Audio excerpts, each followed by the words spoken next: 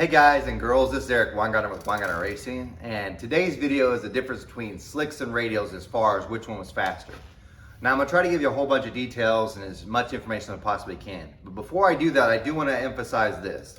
This is just my experience from going back and forth on the same day just to see what would happen.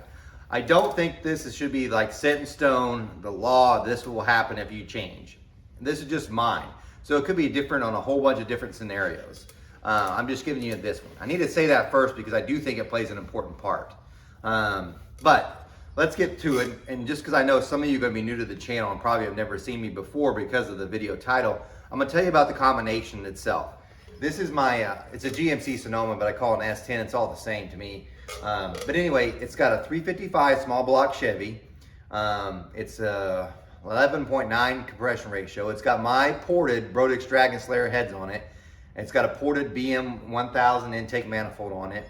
It runs a 1000 CFM Demon carburetor that's been redone by Mark Whiteear. It has Lemons headers that are 1 3/4 step to 1 7/8, and it's got a 3-inch merge collector. A nasty solid roller camshaft. A lot of lift on it. 780 on the intake and like 690 exhaust. 252, 258 on a 108. It has no nitrous. It's completely NA. It has a power glide from BTE and it has a trans brake on it. Out back there's a 4.9-inch with a 430 gear in it. It does run cow tracks, and the truck with me in it weighs about 3250, 3225. It really depends on how much fuel I put in there because I do drive this on the street and that's got a 20-gallon tank in it. So when I fill it all the way up, it weighs of course more. At the track it did have a little bit more weight in it because I had it full anyway just because I was going to drive around. That's the combination pretty much itself. So here's what we'll tell you what's happened, just to give you kind of an idea. And I know you guys may not have watched all the videos. The last video, I had complained about going to a cars and coffee event at our local track, Tulsa Raceway Park, and I only made 2 passes, and what had changed was I had gone from a Turbo 350 to this Power Glide, and I went to slicks. And that's what these are. These are 28 10.5s Mickey Thompson ET drag slicks. I put those on there, and there were so many street cars and whatnot, but I went on there, and before it went 1109. So that was the best pass I had when I left. So I didn't change anything, went back out yesterday, which was Saturday, for a test and tune session to see what I could get out of these, and then I was going to switch to the radials that had already been running before and see what happened. So what I did is, straight out of the box, just ran it the exact same way, didn't change anything on the truck, just to get an idea of how it compared. The first pass, I went 1104. Now I'm going to tell you, because I have a trans brake, I left at 3,800 RPM. I had 11 pounds of pressure in these tires, and that's what it did. The next pass, I decided I'm going to raise up the rev limiter on the launch and raise it up to 4,500, and it went a little bit quicker, like at I want to say 1102 or something. You'll see the time slips. And then I tried one more time before I switched to slicks. And I changed some things in the computer. I added more timing at about 50, so I think from 4,000 to 5,000. Raised it up because it was kind of in that area. But I raised the launch RPM up to 5,000, so it's going to hit much harder and hopefully it hooks up. Keep the tire pressure the same the whole time at 11. And I also did put on a bigger 4-inch air cleaner. I don't think that did anything, by the way. Anyway, put that on and did one more run, and it went 11 O's, like at 11.009, and it was at 121 miles an hour. So, and most of the runs were around 121. So all of those 3 runs I just mentioned were at 121. So that was it. So at this point, what I did is I was like, all right, let's go ahead and change the tires. So I went from this to the one I'd been running, and I'll show you this in a minute. This is a Nitto Extreme Drag, and it's a 275 60/15. In theory, both of them have about the same tire diameter, so they should have the same circumference, and they should be about the same.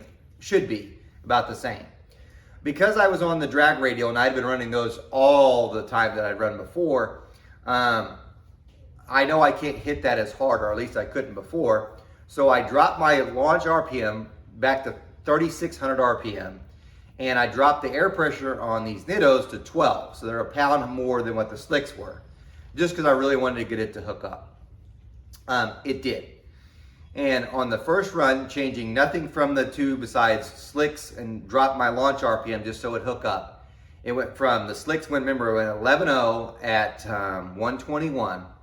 When I put these on, the Nittos, it went to a 1092 and I want to say 124-ish on that run.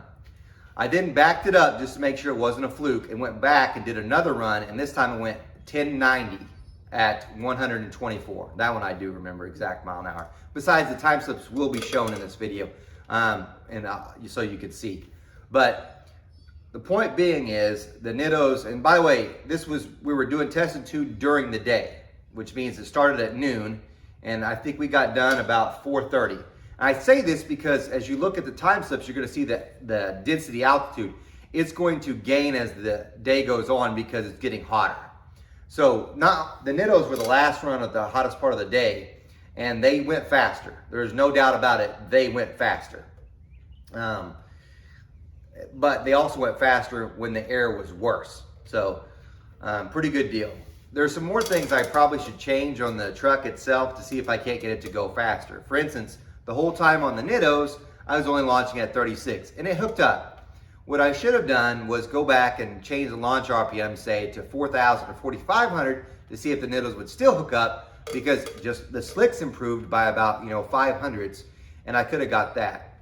For those that are wondering, well, how fast has it been before? The fastest the truck has ever been was a 1086, and that was with the Turbo 350 and these Nittos. So right now we're at 1090. We're 400ths away from the fastest time, but the air is slightly worse. The mile an hour was a 125 with the Turbo 350. Now it's a 124. Now, I'm going to show you a whole bunch of stuff with that, but I'm going to show you the data logger so you can see the RPM drop between them, because this part's kind of interesting, and it may explain some of the difference.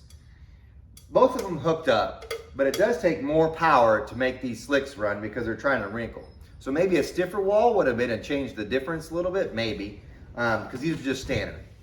But the one thing for sure I could see from the data log, and you'll see too, is that when a slick, as they go down the track, they'll grow. So you can think about it, it's decreasing your ratio on your rear end as you go throughout the track, because as the tire grows, your ratio is going down. I point this out because you look at the data logger, this was crossing the stripe at about 7,000 RPM. By the way, when we had the Turbo 350 with the Nittos, it was crossing at 75. Now I've got the Power Glide. Well, remember, this is crossing at 7,000 as it is currently as it's set up. When I switched to the Nittos, now it's crossing the line at 7,300 RPM, because radials really don't grow like a slick does because they're stiffer on the sidewalls and things of that sort. So that might have been the reason why it gained so much time, not because of the reduction maybe in the rolling resistance of the tire, or like the power to turn these compared to the radials, but more because it gave it a higher ratio as far as the rear end, so it got more into its power band. Because this thing actually makes peak power at 7,400 RPM. So 74 to 75, depending on which dyno run we made. But anyway, point being is that radial got it closer to being in its peak power than what the slick did. Maybe that had something to do with it, but it could also be the wrinkle. Some of you will say, well, aren't they tires different? They're really close in size. And remember, they're only 1 pound off as far as pressure when left. So there's that, but I am going to show you a whole bunch of cool stuff and tell you some other stuff. Here are the Nittos. You can see what they are. Extreme drag. I've had these for a while, so they're not like brand new. I think they're like 3 years old. These are the slicks. But if you notice, this was new. I didn't realize this till I took it off. You see that line? It's rubbing on something. I had no idea. And it's not all the way around. Clearly it's not there. But it's definitely rubbing. I could tell when I came back on the return road, I could actually hear something. I thought maybe the brakes are doing something. Well, I think the wheel itself was hitting. And you're like, well, how come that's happening? I have no idea, because that's the same wheel, just an 8-inch, and this is just a 10-inch. But this one's rubbing. So I don't know what's going on with that. Here's something else too. This was kind of weird. It's kind of glad I took off the slicks. You can't tell it, but right here, it was actually rubbing the frame on this side. So look at the truck this side. Let's see if I can show you in there. No, the tire's kind of blocking it maybe. No, I can't see it. Well, anyway, it was rubbing the frame only on this side, and which is weird because the frame's actually further away from the tire. at the top, and the closest spot's actually between the leaf spring. But I think what was happening is when it was launching, it's causing the truck to try to roll a little bit this way. Well, the frame's rolling right into near the tire, and I think that's what's causing it to rub there and cause that. So when I run it slick again, if I ever do, I'm gonna put a little spacer on each side just to move it out. And I gotta figure out where it's rubbing and see if I can't clearance that. Maybe it's a caliper, I can just grind a little bit off. It's kind of weird that it's rubbing though. I mean, it's odd because it's the same wheel, just different widths, and it's rubbing on this, I think the caliper. I'll have to check, but it doesn't do it on these. So I don't know that, by the way, I don't think that hurt at the mile-an-hour thing. But I did want to show you that. So there we go there. I've got some GoPro footage of the actual truck racing, so I'll show you some of those, and I'll show you the, I'll just show you all the, I have 3, but I have made 5 runs, and I'll show you all those. We'll go through it so you'll see that. And one last thing I'm going to put at the end of the video is Cecil came out. As you know, if you guys watch my channel, he's the owner of the 406 that got drag raced, or that dynoed. And I said I was humbled by it. If you remember on the dyno, and I listened to me closely, I think it was a dyno issue. I'm almost 100% sure now. He has made 700 horsepower at the dyno, and it made 500 foot-pounds of torque. For the record, this engine on that same dyno made 24 more foot-pounds of torque than his 406, and this is a 350. And it made, I think, 35 or so horsepower less than what his made on that same dyno. So remember, this thing makes more torque according to that dyno than his. That's the reason why I think it's wrong. We raced, and he went, now hopefully you'll get to see the video. He went 1101. Remember, his is a full-size Chevy truck, between 700 and 800 pounds heavier than I am. And he had the same 60-foot times, and he ran 1101. So he's within, and he was on a slick. So when I was on the slick, he's within 1/100ths of me. And I'm 700 pounds lighter, and I, according to this, make 24 foot-pounds more torque than he does. You see why I think the dyno's wrong? That thing moved his weight better than it moved mine. Yeah, for sure that torque was wrong on his. And he's running almost the same times, and he's so much heavier. By the way, his stock chassis has nothing fancy like this. So, and I'll show you a video at the end if you want to stick around to see his. You could actually see it wheel hopping, and it's still running pretty good for a full-size truck, and it's completely stock. But anyway, I'm gonna put up a bunch of stuff now so you can see it, and hopefully you get to enjoy it. Okay, here's what I'm gonna show you. I'm gonna show you right now, just so you can see.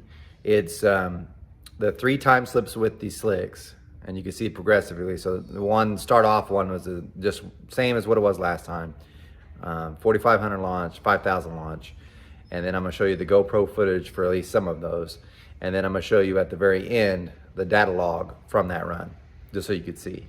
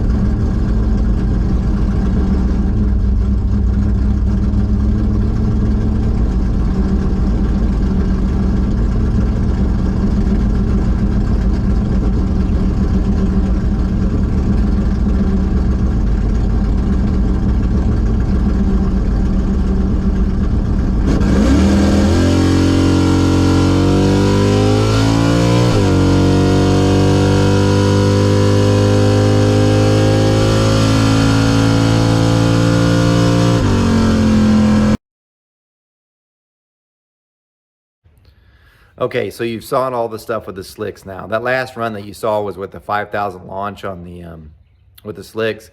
You notice that I had a little bog. I hammered the throttle, bogged, then picked up to 5,000, then went on. That's what you kind of heard. It hit the rev limiter, then off I went on the button. When you look at the data logs, you notice how the AFR is like bouncing all around. The reason why is because of this. This is the pipe that's attached to the end of the header. That's the O2 sensor, and that's the end. So there's not enough distance, like it needs a longer extension off this so that it's not getting air popping back through, causing an incorrect AFR reading. In other words, I don't have collector extensions on there. So this is what's causing that to read wrong. I was hoping it would read better, but it just doesn't.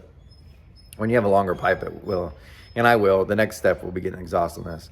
So now what I'm gonna do is I'm gonna show you the radials. I'm gonna show you some GoPro footage of it, the time slips for both, although you're going to see the GoPro video for one, and then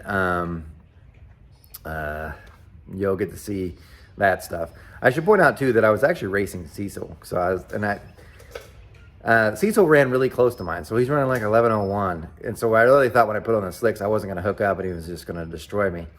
So if you see me like waving him forward, I'm not trying to be a dick. I was really thought he would outrun me, but we're really, really close to the same. And I thought the slicks would be slower. I mean, sorry, the radials would be slower, but clearly they weren't. But anyway, take a look at this footage.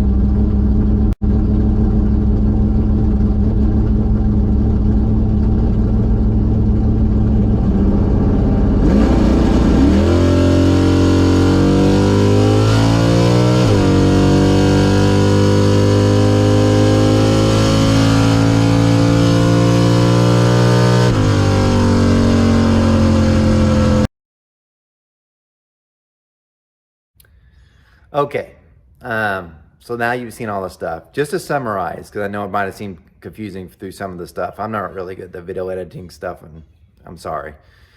My skill set's just not that. But if, in summary, the best it went with the slick, and I actually told you wrong, it actually went faster with the 4,500 leave. The 60 foot was better with the 5,000 leave, but the quickest ET on the slicks came from a 4,500 leave, and that was 11,005 at 122.02 mile an hour. The best with the radial, and I only made 2 passes, was at 10.907 at 124.24. So the difference in ET amounts to 0.102 ET, so a tenth, and 2.22 miles per hour gained in approximately 400 foot worse air. So in my case, and I don't say this is universal, in my case, the radials picked it up just the whole way. And honestly, if I tried a higher launch, I think I probably could have got it down even further. I think I would have matched my best time or beat it. So maybe when we go again, and it's hard to say because many of you are so lucky to race in great weather. Like that weather you saw yesterday probably won't happen again until October.